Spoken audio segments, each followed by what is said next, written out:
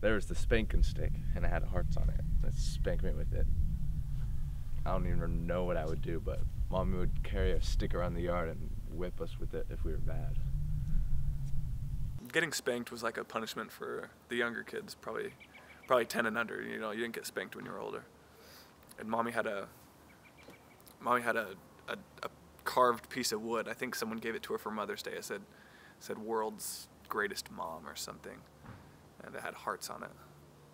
And I guess it was a really good weight for spanking, because she'd always spank us with it. I remember getting spanked. I remember holding my hands behind my butt and getting my hands whipped. They would usually give us a choice. They say, you know, do you want to spend an hour in your room, or do you want to spank? And spending an hour in your room was tough, because there was always kids around. There was nothing to do in your room, and you could always hear all the excitement outside. You know, people running back and forth and yelling, and you just couldn't take being in your room alone. It was awful. So we'd usually just try to get it over with quick and go for the spank. And you'd bend over and you'd put your hands on your butt, and she'd say, "Move your hands." And you're like, "Okay." You'd move your hands and she'd spank you, and right before she spanked you, you'd slip your hands back in there, and so she whacked your knuckles, which would probably hurt more than getting spanked. I don't know why you'd always try to sneak your hands back there. But then she'd say, "Well, your hands were in the way, we gotta do it again." Oh.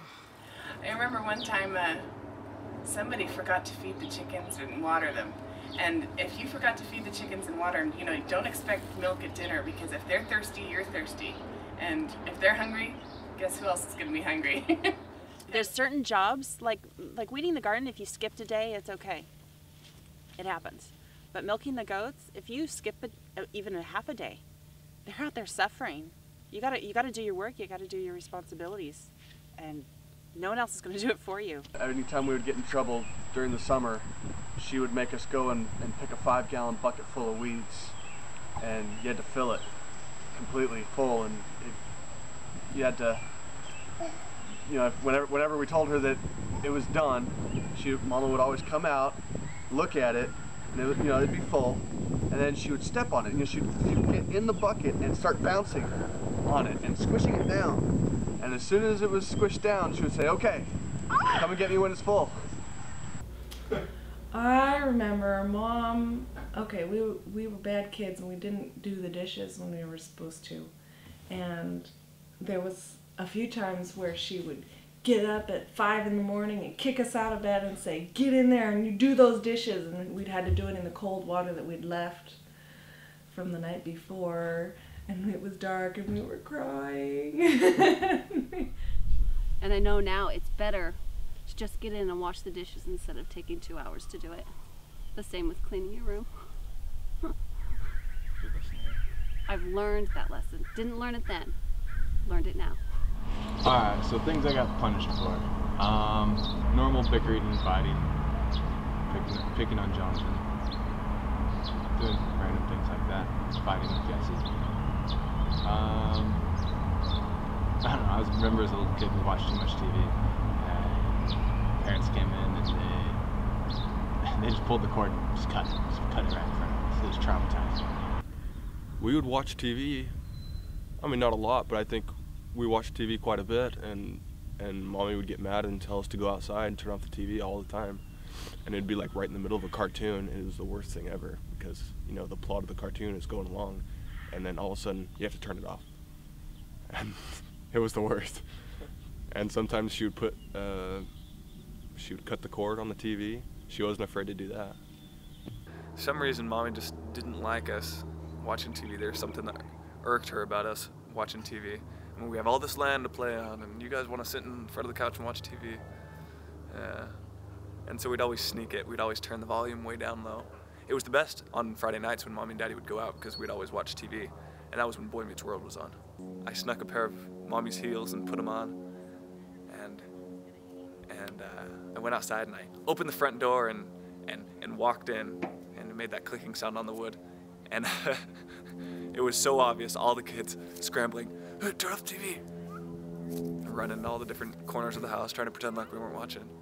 The things I remember about Mama is Mama had a really strong personality, but it was kind of a quiet sort of a strength. She had super thick skin and she could let amazing things roll off. You know, teenagers throw a lot of junk, and it didn't matter what you threw at her, it seemed like she would just let it roll off, and she would just love you regardless. She didn't let you get away with it, but she'll love you regardless of what you said. Like, she's always talking about her pet peeve is when people say, oh, I could never do that.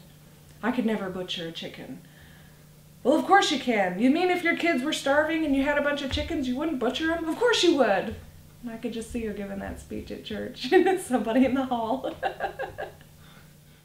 She loves learning. She taught us the love of learning, to love things, to be passionate about things. And we always knew that she loved us. One of the things that I remember when I moved away to college was that she started talking about her list, that she had a list and we were all on it. And finally when we were married and gone from the house, she says, you know, finally I feel like I can mark you off my list. I don't have to count heads in the car and wonder, where's Angela? But the reality is she never really did, you know, mark us off her list. She is constantly calling us or wondering about us or anything, you know, things like that. But she cared about every single one of us, and she thought about every single one of us. And her list is one of the things that made me realize that when I was gone, she missed me. Just the ability and the example she is to me of just, I don't know how to say it, to find the joy in the journey, to say. She seems like, you always seem like the kind of person that's happy, that you take what life throws at you and you make the best out of it. I have never heard my mom complain. Never. Traveling with Mommy was really fun. We would sing. I don't know if you guys remember singing. We would sing. We would learn our genealogy. She would tell the stories of our ancestors and learning songs. A lot of drinking songs. I don't know why. Some of the songs are weird. Yeah, they are. They don't make sense because they're not for our time, but here they are.